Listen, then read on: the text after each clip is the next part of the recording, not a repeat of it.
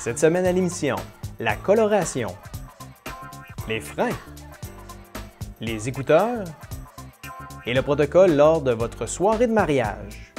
Bienvenue à Action Magazine.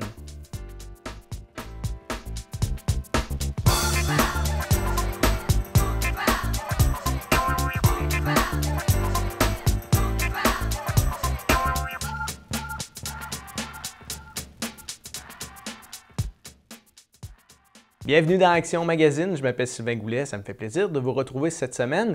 Merci à Richard Savoie d'avoir été là la semaine dernière pour me remplacer à l'animation.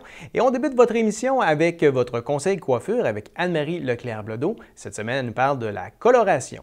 Alors, quand on parle d'une coloration qui est dite permanente, c'est qu'elle est 90% du temps utilisée avec un agent à l'intérieur qui est l'ammoniac. Quand on parle, ou encore également avec de l'eau oxygénée. Donc, que ce soit 10 volumes, 20 volumes, 30 volumes, 40 volumes, c'est qu'il y a une réaction qui est permanente au niveau de la pigmentation, donc du bulbe de pigmentation, la mélanine, à l'intérieur du cheveu. À l'intérieur du cheveu, il y a une petite boule de pigment. Cette petite boule de pigment-là, à quoi qu'elle sert? Elle sert à donner la couleur originale à votre cheveu. Brun, blond, jaune, vert, orange, rouge, toutes les couleurs. À l'intérieur de cette petite bulbe-là, on peut soit la modifier complètement, donc la changer de façon permanente. Lorsque ça pousse, il y a une ligne bien définie et on voit la couleur originale revenir. Et la couleur qui a été changée de façon permanente, elle est présente. Ça ne s'en va plus là. Et on peut avoir la couleur de dite semi-permanente. Qu'est-ce que ça va changer, la semi-permanente? C'est que ce qu'il va avoir, c'est qu'à l'intérieur de la même petite bulle de pigment naturelle, on va soit s'agripper autour ou en modifier légèrement, donc un ton sur ton. Si on est brune, ça va donner un même brun. On ne pourra pas aller pâlir votre couleur naturelle de cette façon-là. Donc, l'importance de bien choisir son type de colorant, c'est que dans le passé, on pensait qu'un semi-permanent va être moins efficace qu'une coloration permanente, mais pas du tout. Aujourd'hui, en 2016, on va souvent utiliser les semi-permanents pour pouvoir permettre de faire des multitons. Donc, des tons sur tons chez une personne qui a un cheveu naturel ou qui a un cheveu du même ton. Là. Donc, si on a un brun foncé, on va aller dans le même brun. Si on a un blond pâle, on va rester dans le blond pâle puis on va pouvoir foncer. On ne pourra pas revenir à l'arrière. Donc, une couleur semi-permanente, ça nous permet d'aller mettre souvent des éclats de couleurs, des traits orangés, des traits pigmentés ici, exemple comme ça, pour pouvoir ensuite revenir à une couleur plus naturelle. Donc, ça part un petit peu mieux. C'est-à-dire que lorsque nous, professionnels de la coiffure, on veut faire partir une couleur comme ça, donc on veut s'en débarrasser pour pouvoir passer à une autre coloration qui est complètement différente, c'est beaucoup plus facile. Si vous décidez un jour, surtout la gente féminine d'un certain âge, 20-35, veulent changer rapidement de coloration d'une fois à l'autre. Ils vont prendre une couleur et ils vont la prendre comme ça jusqu'à ce qu'ils soient tannés, 2 mois environ, 8 semaines. Ensuite de ça, on passe à une autre étape, on s'en va vers une autre couleur complètement. Très, très rare va être la femme ou la jeune dame qui va vouloir réutiliser ou refaire la même couleur 2 fois. J'en suis la preuve vivante, je fais la même chose dans mon cheveu. Je travaille beaucoup, beaucoup avec les semi-permanents. Ça me permet de pouvoir les enlever rapidement, donc de passer à très foncé, à très pâle, dans un laps de temps qui est raisonnable pour l'élasticité de mon cheveu. Donc, pour garder une belle condition de cheveux. Ça permet aussi souvent d'aller chercher une teinte de coloration qui est beaucoup plus pigmentée. Donc, quand on travaille dans les orangés, dans les rouges, on va aller travailler puis qu'on n'a pas de cheveux blancs comme contrainte au niveau du client. À ce moment-là, on peut aller chercher des couleurs qui sont beaucoup plus vibrantes que dans le permanent. Par contre, c'est important d'utiliser la coloration permanente au bon moment. Faire attention, il y a beaucoup de compagnies maintenant aujourd'hui qui vont aller vers des bémols ou des tendances qui sont sans ammoniac. L'ammoniac, ce n'est pas notre ennemi, c'est plutôt un composé que notre corps reconnaît, qu'on va éliminer par les reins. Par contre, lorsqu'on tombe dans des colorations qui sont sans ammoniac, c'est très important de s'assurer avec quelles molécules ils sont fabriqués, parce qu'il doit y avoir une réaction chimique qui doit se faire pour pouvoir changer le cheveu, la couleur.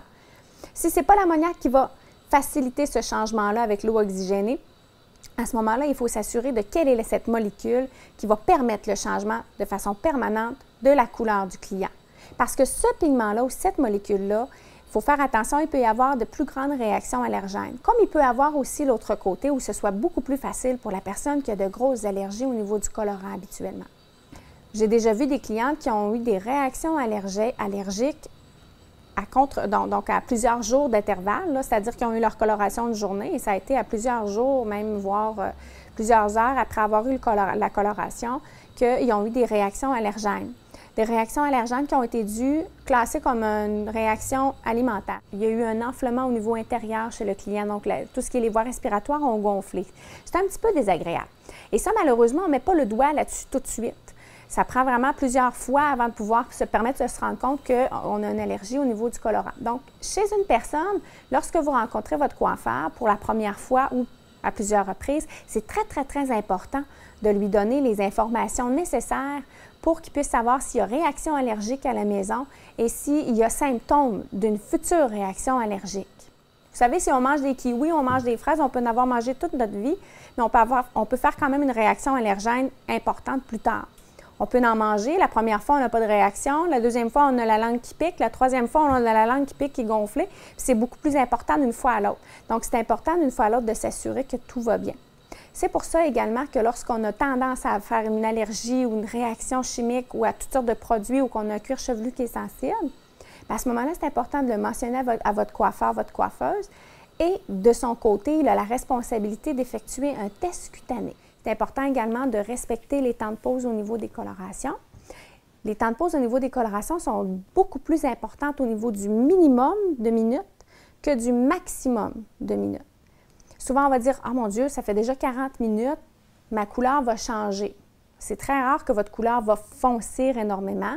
Le minimum de minutes important va être beaucoup plus important, va avoir beaucoup plus d'impact sur la qualité de votre couleur si vous l'avez laissé pas suffisamment assez longtemps, plutôt que quelques minutes de trop. Donc, quand on a un cheveu blanc, on y va avec un 45 minutes de temps de pause. Mais encore là, c'est important au niveau de votre coloration de s'assurer que les temps de pause, bon, de toute façon, le professionnel de la coiffure s'occupe de gérer cette petite partie-là.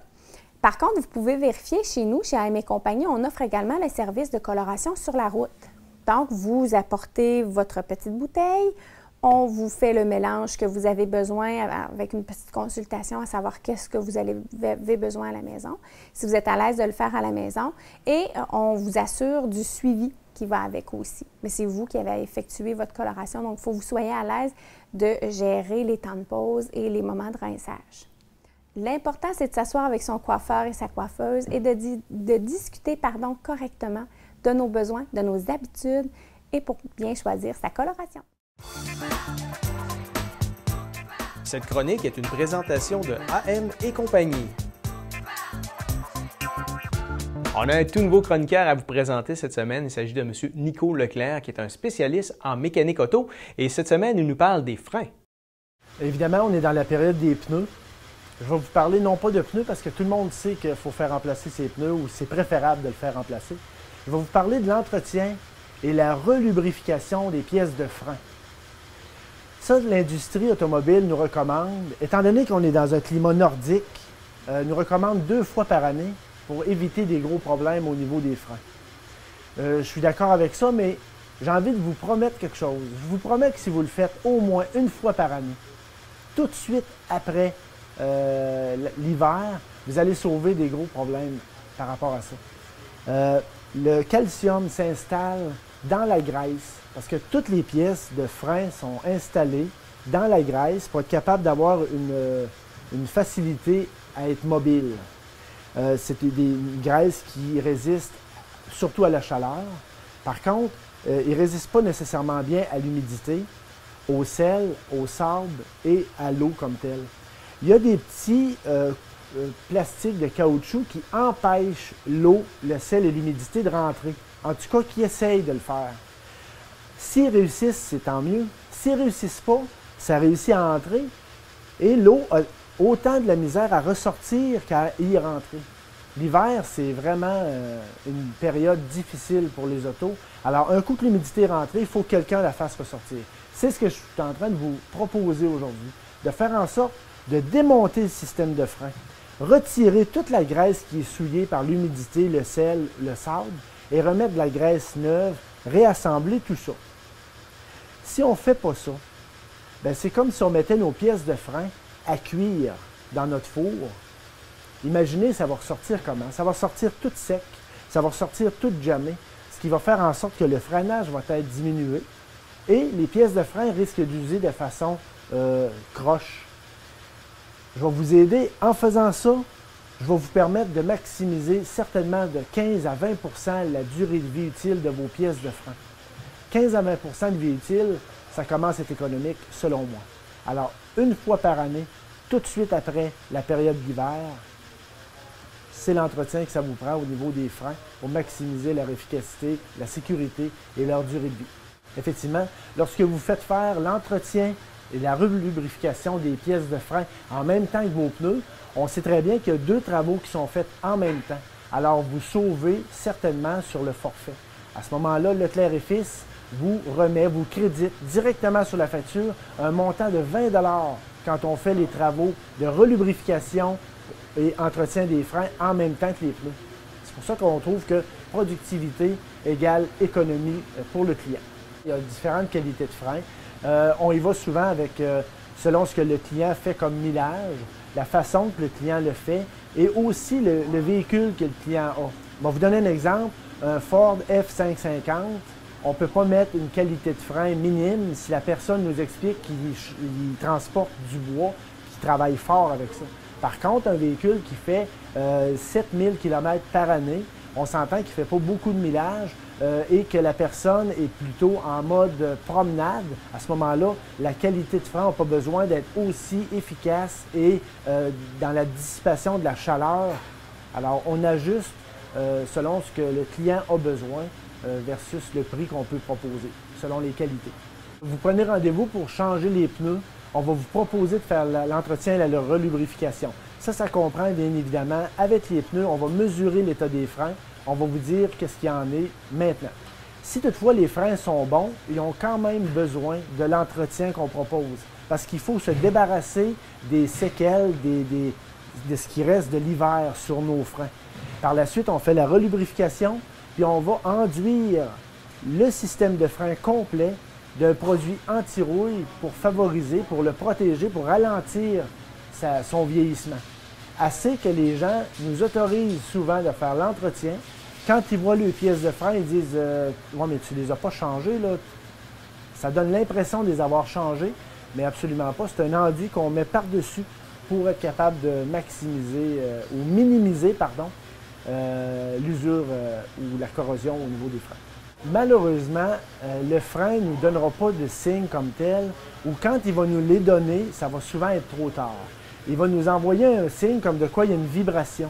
À partir du moment que la vibration s'est installée, on peut supposer que les pièces de frein sont comme pas revenues à leur place et ont provoqué une surchauffe du système de frein.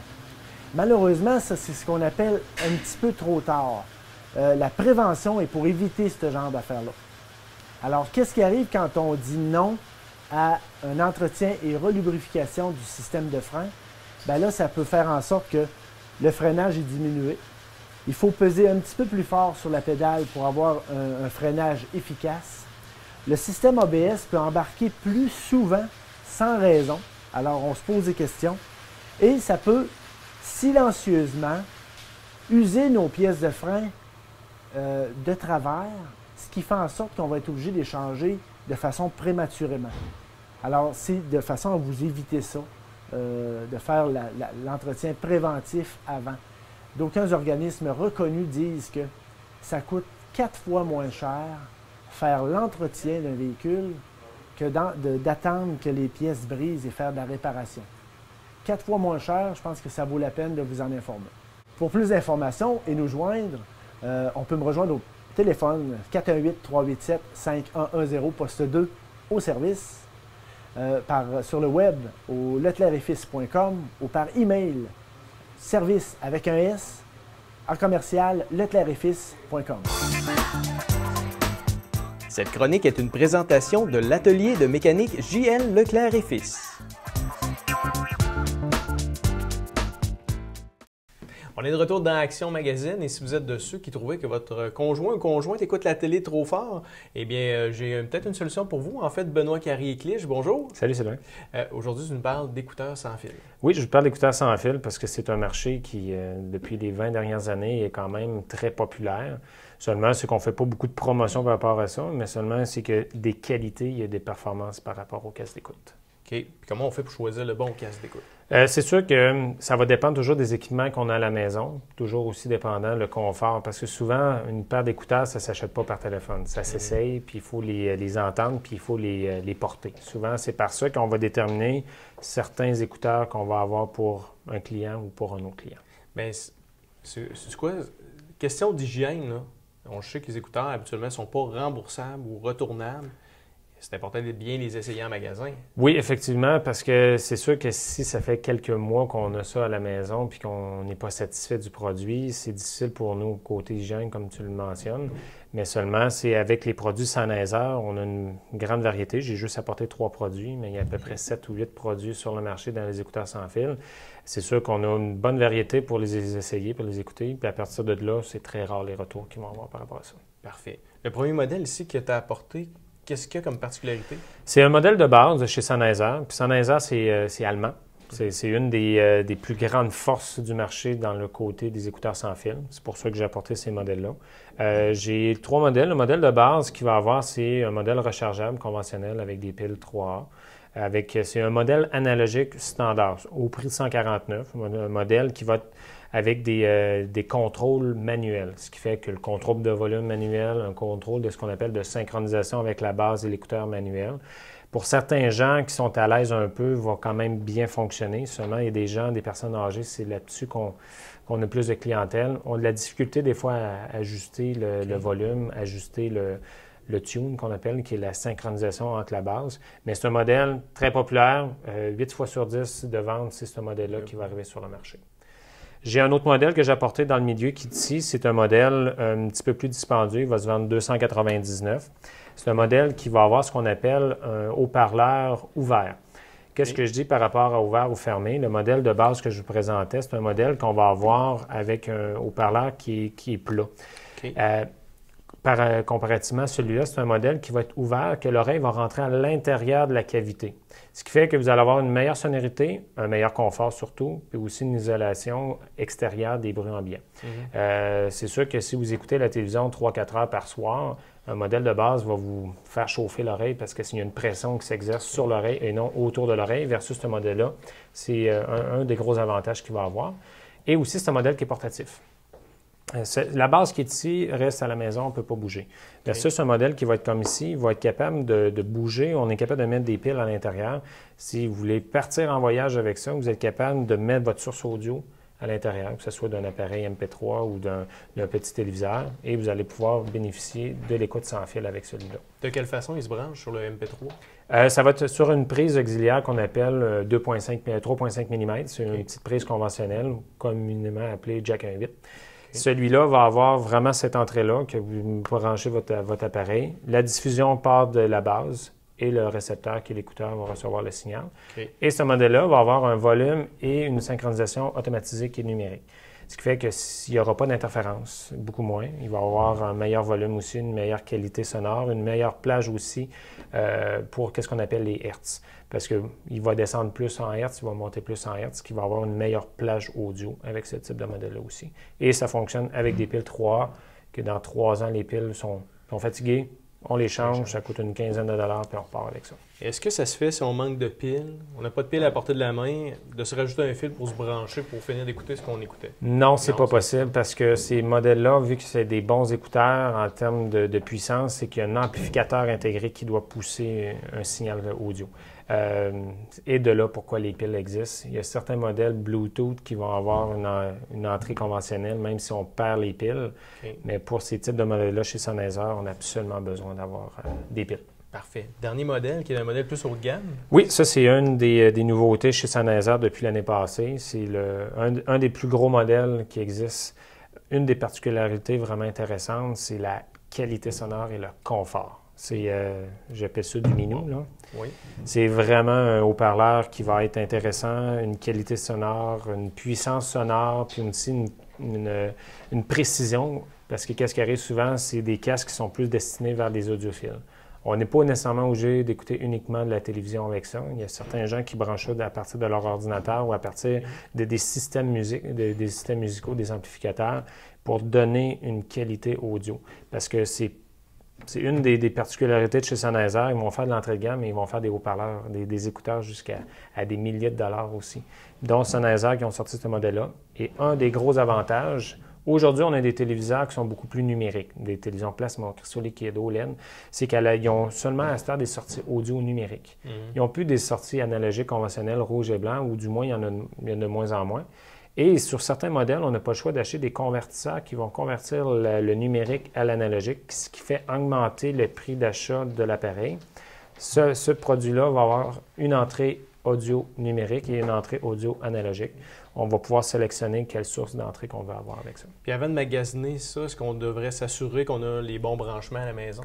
Ce qu'on recommande aux gens, c'est quand ils passent en magasin, c'est sûr que des fois, l'achat ne se fait pas immédiatement parce qu'on demande de vérifier aux gens qu'est-ce qu'ils ont comme équipement. Est-ce que vous voulez écouter la musique à partir uniquement du décodeur, du téléviseur, d'un lecteur DVD? Et de là qu'on va pouvoir positionner le client à la bonne place pour le bon produit. Parce qu'à 149, 299, 399, des fois, sur un convertisseur, va coûter à peu près une centaine de dollars entre un ou l'autre. Des fois, c'est mieux de regarder vers un modèle à 100 $ de plus, mais qui est déjà intégré, puis souvent, il va donner un meilleur son à la base. Parfait. Bien, merci beaucoup, Benoît. Merci, Sylvain. Cette chronique est une présentation de Centre Hi-Fi, groupe Select Normandado Communication. Alors bonjour tout le monde, mon nom est René Vachon et je suis animateur d'événements et plus spécialisé dans le domaine du mariage. Et aujourd'hui, je rencontre Chantal et Simon pour leur parler de leur soirée, de l'animation de leur soirée et comment se déroule une soirée de mariage. Salut Chantal! Salut Simon, ça va bien? Donc aujourd'hui, on parle de votre soirée. Quand on parle de soirée, naturellement, on parle toujours de l'ouverture de la soirée parce que l'ouverture de la danse, c'est la partie la plus importante pour une soirée. Donc, comme déjà mentionné auparavant, à la fin du souper, c'est très important d'informer les invités de l'heure du début de la soirée.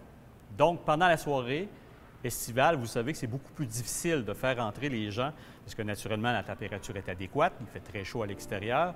Donc, c'est important de demander soit à l'animateur, parents et amis des mariés, qui pourront aller chercher les gens et leur demander de rentrer à l'intérieur de la salle de réception pour le début des présentations et naturellement, votre danse d'ouverture. Petite suggestion pour laisser les gens à l'intérieur de la salle immédiatement après le souper. Donc, vous pouvez prévoir une activité à l'intérieur de votre salle de réception, comme par exemple une séance de photobooth, un caricaturiste ou pourquoi pas un magicien qui va faire un spectacle beaucoup plus élaboré et inciter vos invités à rester à l'intérieur de la salle, donc beaucoup plus facile à avoir des gens pour le début de la danse d'ouverture.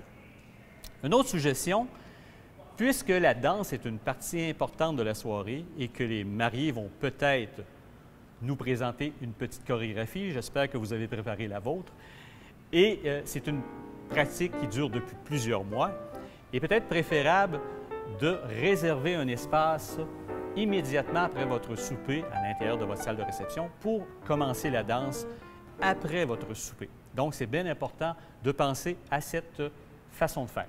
L'autre chose, comme animation, comme ambiance, il est préférable de ne pas commencer la musique avant que la danse d'ouverture soit faite. Si vous voulez avoir de la musique, simplement une musique d'ambiance fera l'affaire pour agrémenter la partie festive de votre soirée. Donc, après l'arrivée, naturellement, de vous, les mariés, au centre de la piste de danse, l'animateur pourra demander aux invités de venir vous encercler, vous entourer sur la piste de danse. Et à ce moment, les mariés pourront débuter leur danse. Et après 1 minute ou 2, naturellement, on demande aux invités de vous accompagner dans la danse de votre choix. Donc, naturellement, à ce moment, on assure un maximum de personnes pour poursuivre la danse. Une autre suggestion qui est intéressante pour des anniversaires de mariage. L'anniversaire de mariage, on sait que les gens, ce sont des gens un petit peu plus âgés, ils ont des grandes familles, enfants, petits-enfants. Donc, on pourrait tout simplement inviter les jubilaires à venir sur la piste de danse et par la suite présenter les enfants des jubilaires accompagnés de leurs conjoints et de leurs enfants. Il est important de les présenter du plus âgé au plus jeune. Donc, les enfants, les petits-enfants pourront à ce moment-là leur remettre chacun une rose à leurs grands-parents qui sera déposée dans un vase près d'eux.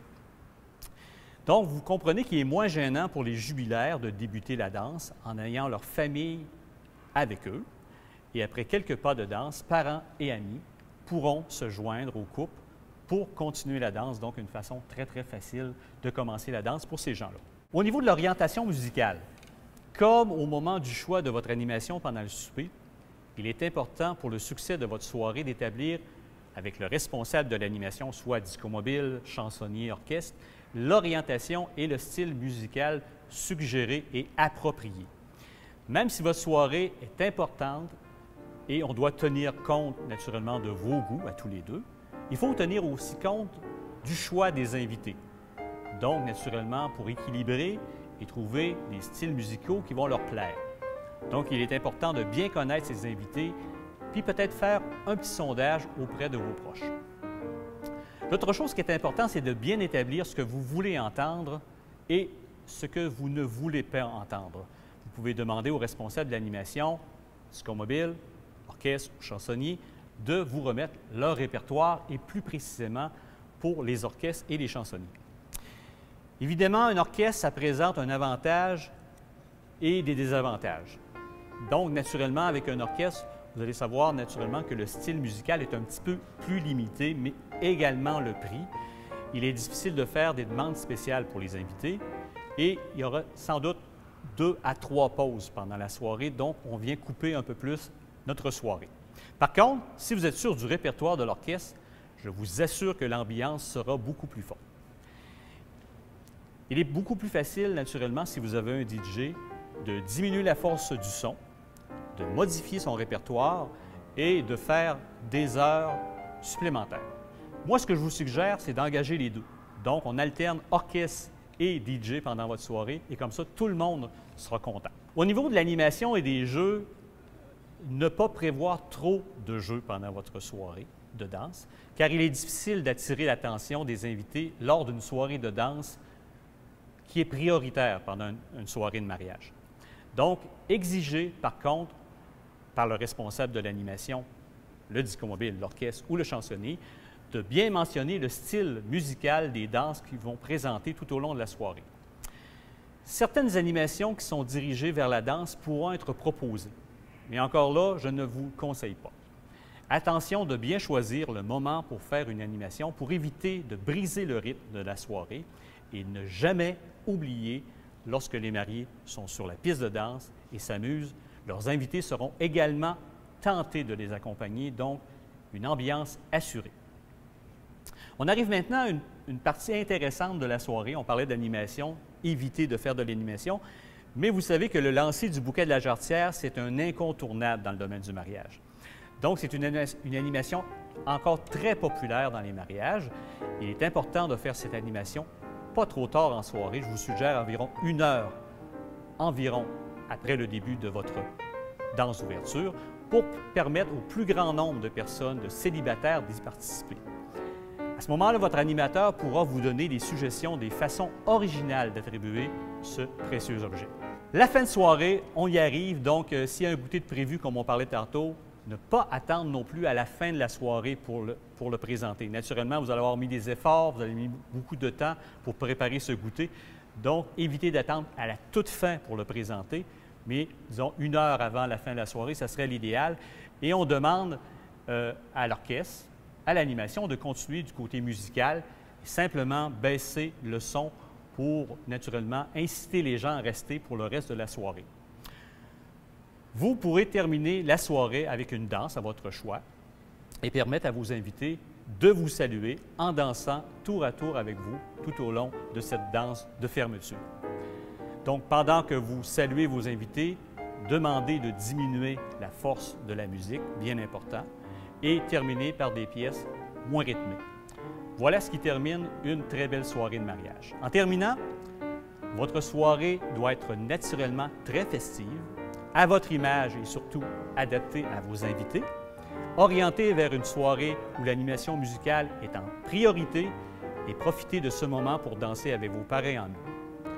Amusez-vous bien et bonne fin de soirée. Et si vous avez besoin d'autres conseils, n'hésitez pas à m'appeler.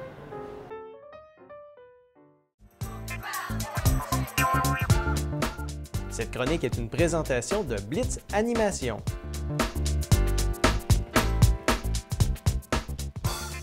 Voilà, c'est ce qui complète Action Magazine de cette semaine. J'espère que vous avez apprécié. Si vous avez des commentaires ou des suggestions, vous pouvez le faire à câble11@action.ca.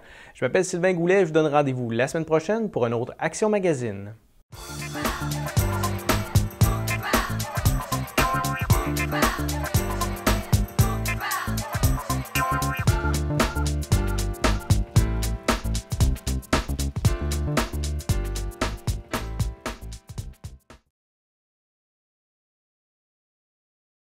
Auparavant, avec le câble conventionnel, lorsqu'on changeait de chaîne, l'opération se faisait directement sur le téléviseur. Avec le numérique, les chaînes sont sélectionnées à l'aide de votre terminal. Il y a deux façons de procéder, tout dépendant de votre installation. Premier scénario. Si votre télécommande de terminal n'est pas configurée avec votre téléviseur, utilisez d'abord votre télécommande de téléviseur et appuyez sur Power. Ensuite, à l'aide de la télécommande du terminal, appuyez sur CBL, puis sur Power. Votre téléviseur et votre terminal devraient être allumés. Sélectionnez la bonne source. À l'aide de la télécommande de votre téléviseur, appuyez sur le bouton Source, Input, Vidéo Source ou TV Vidéo. Les touches diffèrent d'une marque de téléviseur à l'autre. Un tableau devrait apparaître à l'écran de votre téléviseur comprenant la liste des entrées ou sources disponibles. Il suffit ensuite de sélectionner la bonne source, celle où les fils qui partent du terminal viennent se brancher dans le téléviseur. Second scénario. Si votre télécommande de terminal est configurée avec votre téléviseur, appuyez sur la touche TV, puis sur Power. Appuyez ensuite sur CBL, puis sur Power. Votre téléviseur et votre terminal devraient être allumés. Sélectionnez la bonne source. À l'aide de la télécommande de votre terminal, appuyez sur le bouton TV et ensuite sur la touche Vidéo Source. Un tableau devrait apparaître à l'écran de votre téléviseur comprenant la liste des entrées ou sources disponibles. Sélectionnez la bonne entrée, celle où les fils qui partent du terminal viennent se brancher dans le téléviseur. Veuillez noter que si vous perdez l'image en changeant de source par mégarde, le message « Signaux faibles » ou « Inexistant » s'affichera à l'écran de votre téléviseur. Il vous suffira alors de sélectionner la bonne source, comme nous venons de vous l'expliquer. Vous pouvez imprimer cette procédure à partir de notre site Internet en cliquant sur le fichier qui accompagne cette vidéo. Pour plus d'informations, contactez notre soutien technique au 1-866-552-9466.